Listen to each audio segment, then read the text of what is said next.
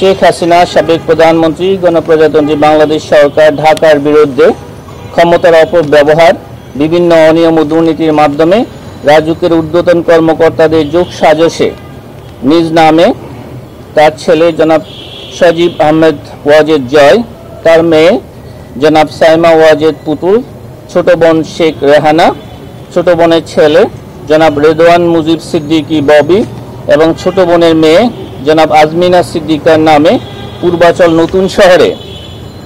নতুন শহর প্রকল্পের 27 সেক্টরের কূটনৈতিক জোনের 203 নং রোড হতে 10 কাঠা করে মোট 60 কাঠা 6টি প্লট বরাদ্দ নেয়ার অভিযোগের বিষয়ে অনুসন্ধানের সিদ্ধান্ত গৃহীত হয়েছে। আপনাদের সকলকে অনেক ধন্যবাদ।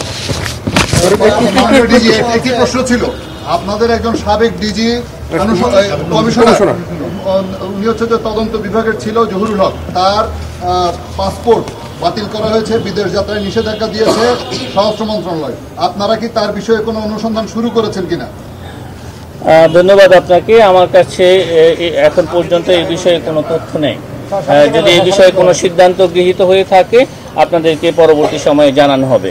অনেক ধন্যবাদ। হিসাবে কর্মরত থাকাকালীন সময়ে ক্ষমতার অপব্যবহার করে গত আয়ের উৎসের সাথে সঙ্গতিবিহীন 36 কোটি টাকারও বেশি মূল্যে স্থাবর সম্পদ অর্জন করেছেন এবং নিজ নামে 98টি ব্যাংক হিসাবে মোট 3181 কোটি টাকা জমা এবং 3180 কোটি টাকা উত্তোলনের মাধ্যমে অস্বাভাবিক লেনদেন এবং সন্দেহজনক লেনদেনের মাধ্যমে দুর্নীতি